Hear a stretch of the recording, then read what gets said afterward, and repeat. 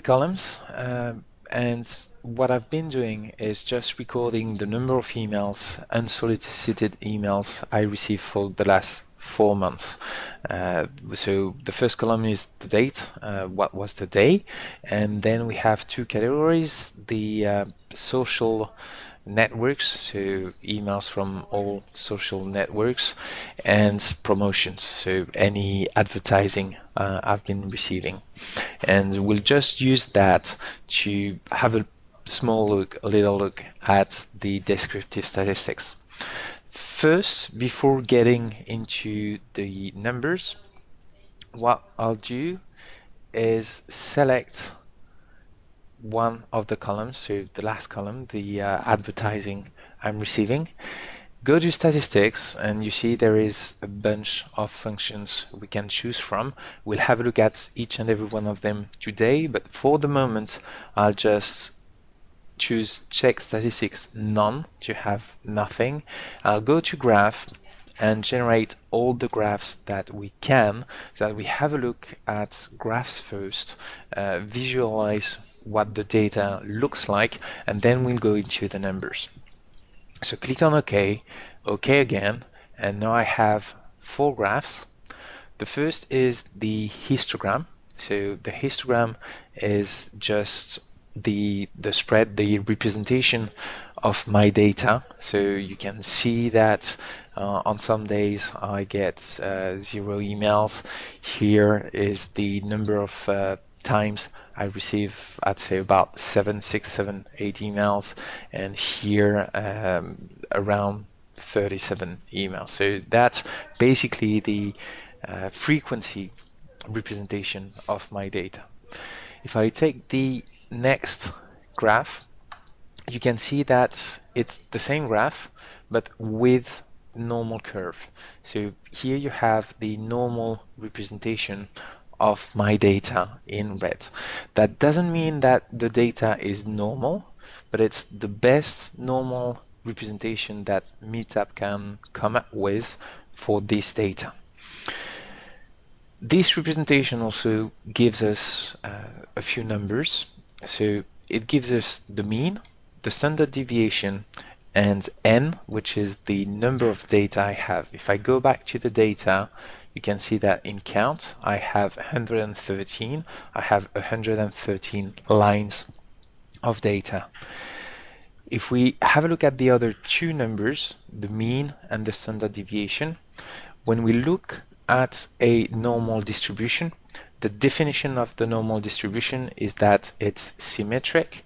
It is centered on the mean, which is the sum of all the values divided by the number of data we have. So that would be here, the center, 17.85 in our case. And then the standard deviation is a measurement of the variation in our data.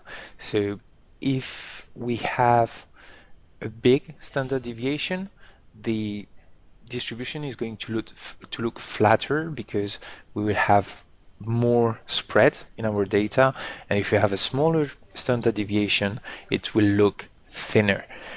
In our case, the standard deviation is 9, and the definition of a normal distribution is that if we look at plus 3 standard deviations from the mean and minus 3 standard deviation from the mean, we normally have 99.7% of our data. So almost all of our data is comprised between these two values.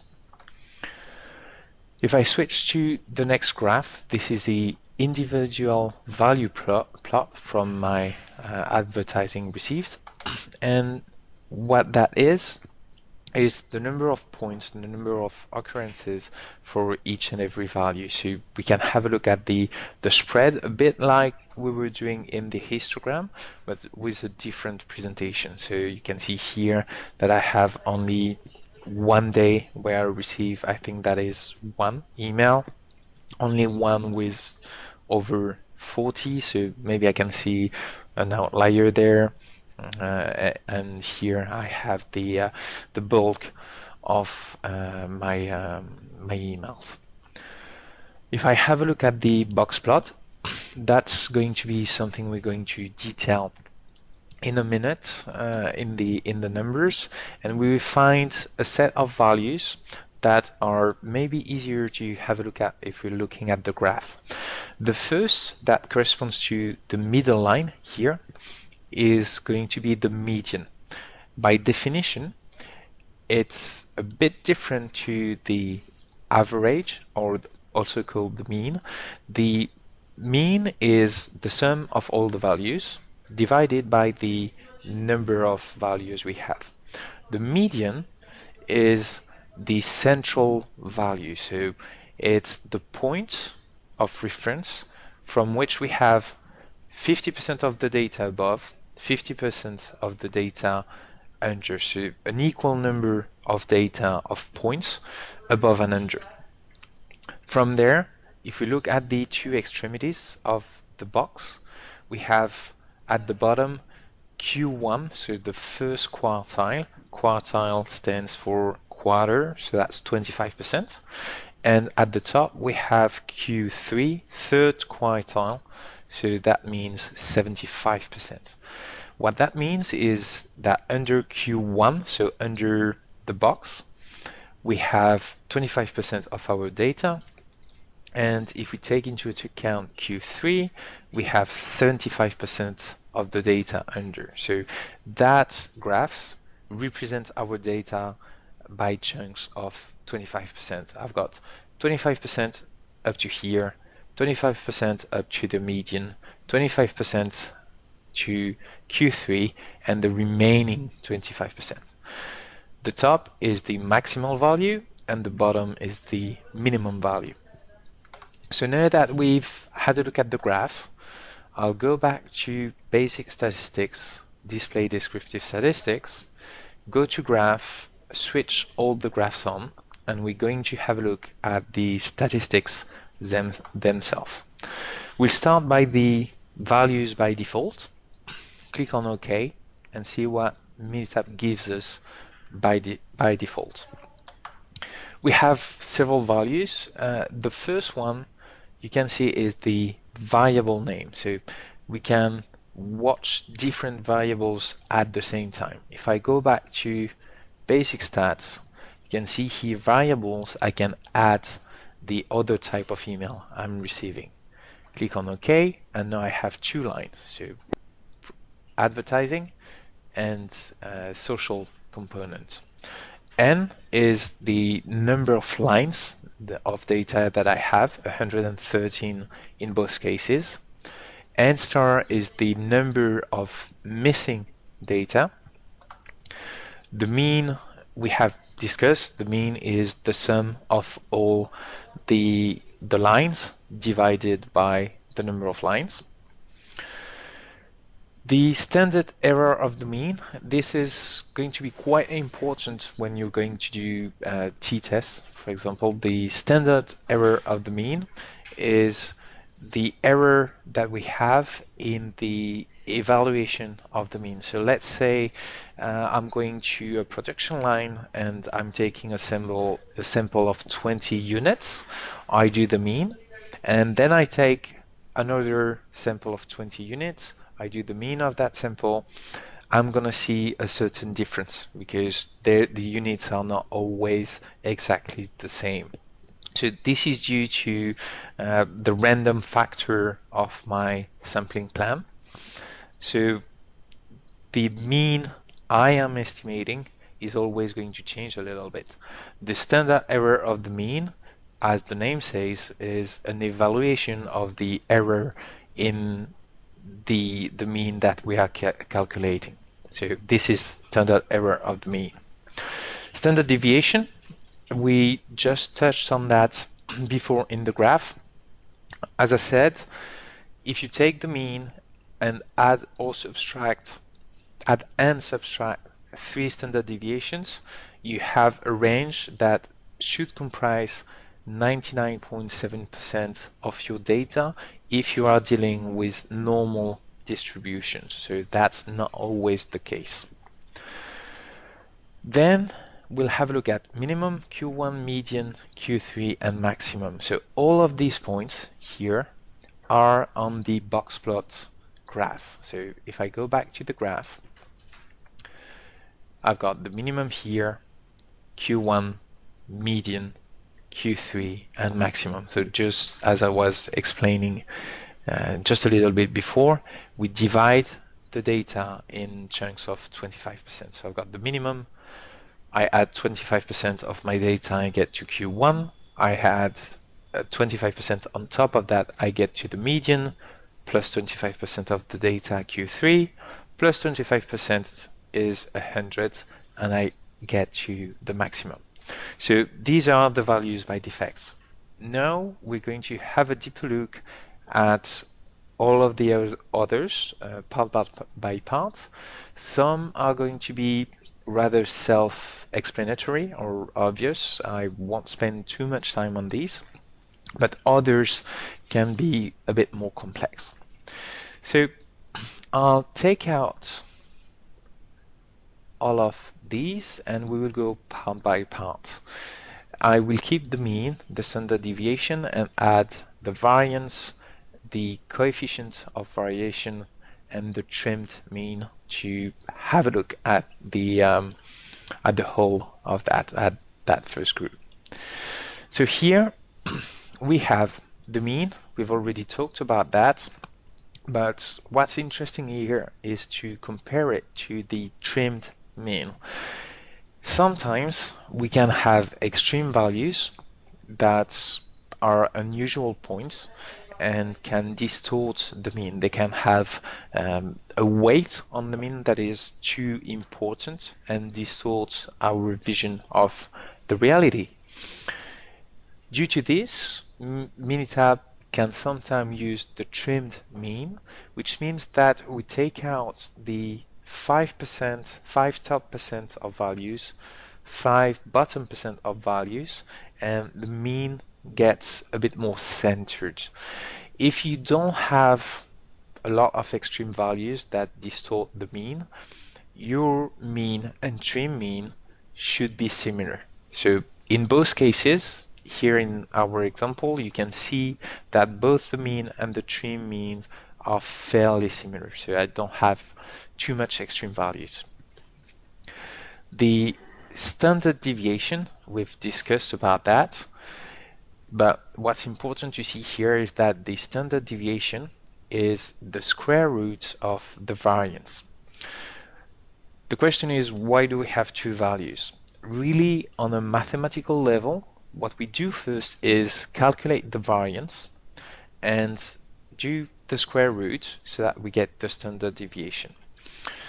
What the variance is that we take the mean, so we take the central value of 17.5. I'm going to add it on the graph. So let's say 17.5 to simplify, which didn't add. So okay, it doesn't matter. So we have 17.5, and what we do is take each and every value. And for example, here, if I take 20 minus 17, that's 3. I square it, so that would be 9. And I'm going to add it to all of the other differences. So we do the difference between 1 point and the mean, another point and the mean, etc. with all of our points. Each of the differences is squared up so that we only have positive values, so that they don't cancel each other out, and we divide that by the number of observations, -1, in order to get the variance. So that's the measurement of the variability of our data.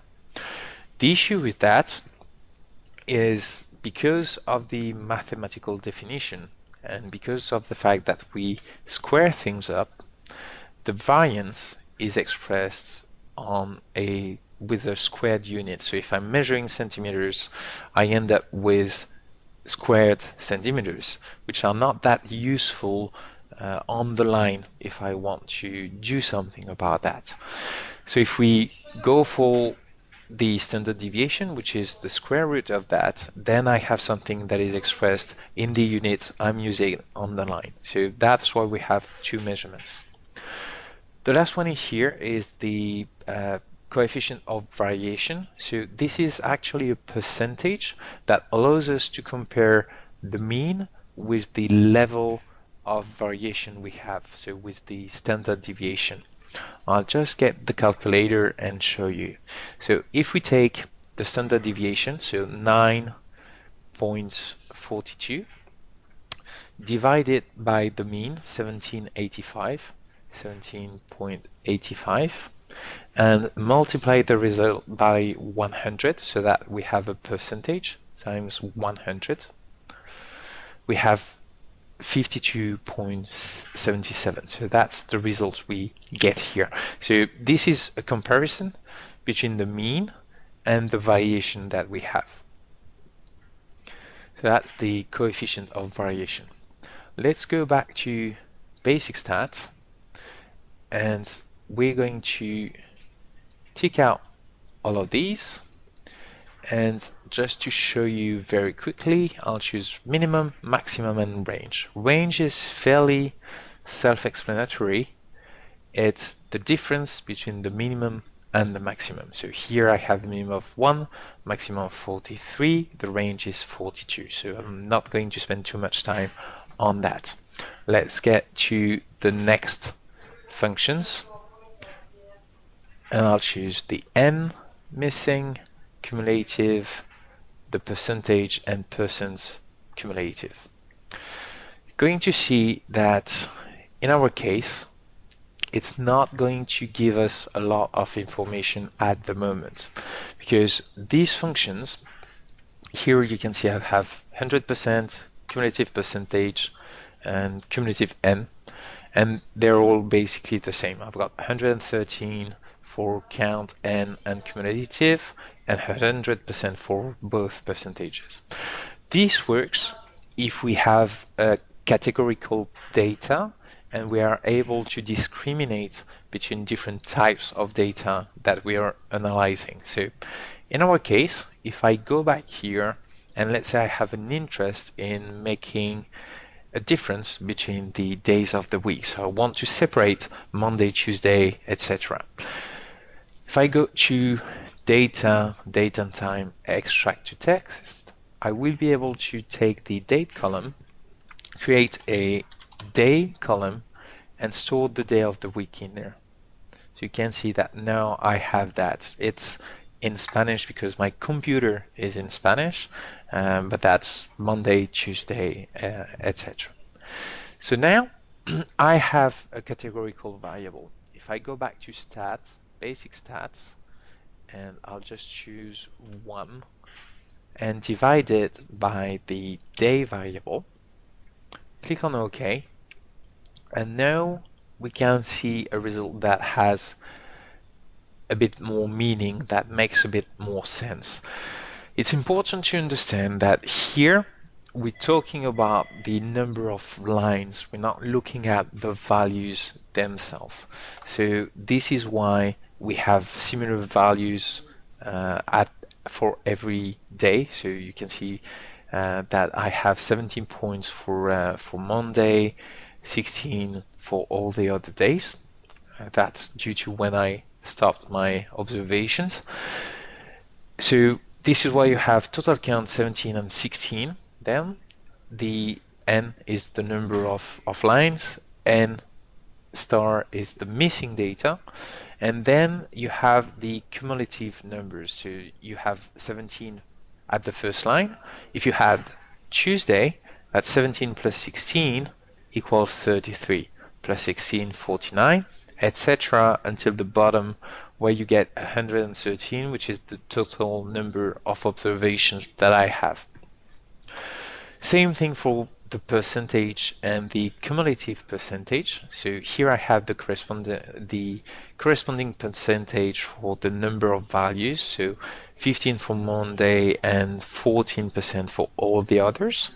And the last data I have here is the sum for every line. So my final line will always show 100% because that's the sum of all the other percentages. So you can see that this way, if I have a categorical variable, I'll be able to get more information out of my data for these options.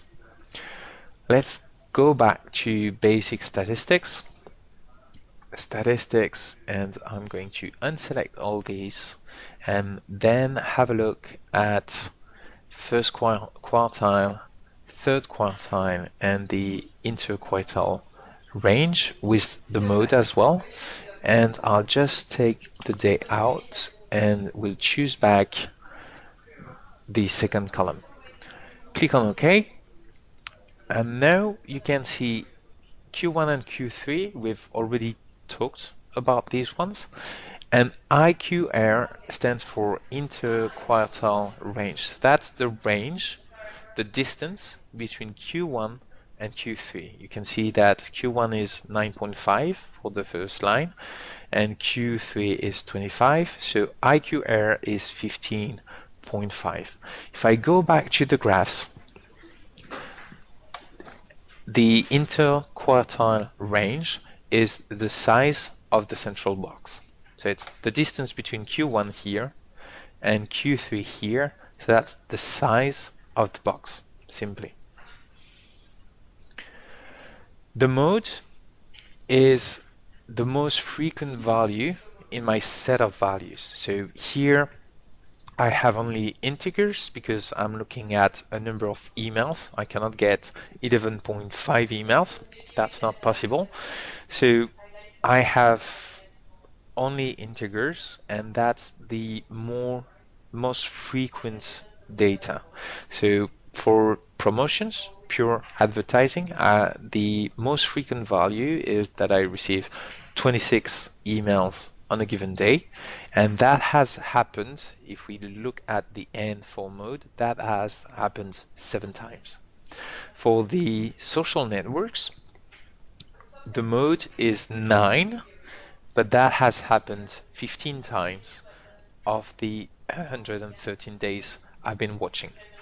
So that's what the mode is. If you're dealing with continuous data, there is a possibility that no value is going to repeat itself, so the mode might not be that useful in that case. I'll go back to stats and we'll be able to get rid of these and have a look at the final ones. So sum of squares, skewness, kurtosis, and MSSD, and we'll see in a moment what that means. Okay, so sum of squares, basically self-explanatory. It's each and every value that we have, we square it and do the sum. So it's the sum of all the squared values in our sample. I'm not going to spend more time on that. Let's have a look at skewness and kurtosis. Skewness is a measurement of the symmetry of our distribution. So I have a drawing here of a normal distribution, and this is the normal distribution as it should look. However, sometimes it's not symmetric, so I could have something like this. So this is skewed to the right. I have more data than I should have on the right side. In that case, I'll have a skewness factor, skewness measurement that is going to be positive. On the other hand, if I end up with something like this, so I have more data than I should have on the left side, I'll have a skewness factor that's going to be negative. So that's the skewness. So this is going to be somehow a measurement of the normality of our distribution. The kurtosis is going to be a similar measurement, but not from left to right. It will be top to bottom. So I can have, this is a normal distribution, but then I could have a distribution that is flatter than it should be, or I can have a distribution that is more like a peak than what it should be. So if I go back to Minitab, you can see that the values are close to 0. If we take a look at the normal distribution, a distribution can stay normal if I have a skewness between minus 0.5 and plus 0.5, and that's the same for kurtosis, so minus 0.5 plus 0.5. So if we have a look at the data I have here, you can see that the ads are probably not normal due to the kurtosis, which is under minus 0.5, and the social networks email are not normal, but for a different reason, which is the skewness. If we want to double check that, I can go to basic stat normality test, get one of the two, so let's do the advertising, and you can see here that my points actually deviate from the normal distribution. I have a p-value under 5%, which means that I reject the hypothesis that my data would be from a normal distribution. So I don't have a normal distribution in my case. To finish and wrap up, let's have a look at MSSD. So that's the mean squared of the successive differences. What that measures is the short-term variation in my data. So what we're doing is we take the points in the registration order and we do point 2 minus point 1, so the difference between the first and the second point, square it to have a positive number. We have a look at the difference between point 2 and point 3, 3 and point 4, etc., until we get to the end of our numbers. All of that is squared one by one. We do the sum, divided by 2, and then divided by the number of observations we have, minus 1. So as I described that looks a little bit like the variance.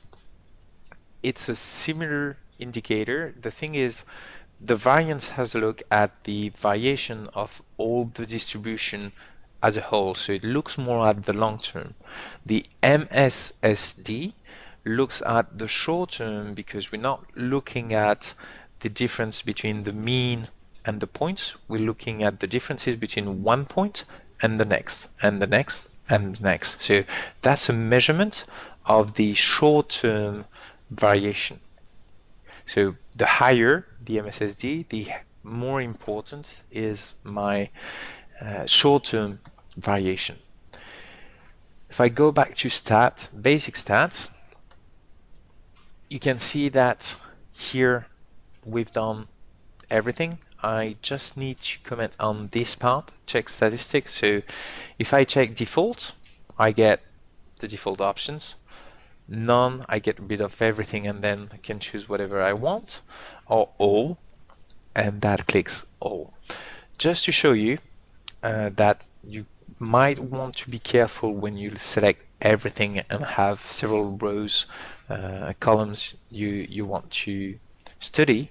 If I click on OK here, add all the graphs and have the two variables and maybe separate them per day, you're going to see that the number of graphs and the number of values I get multiply very, very quickly. So that's very practical if I want to do all my analysis in one run, but at the same time, I'm going to end up with lots and lots of results.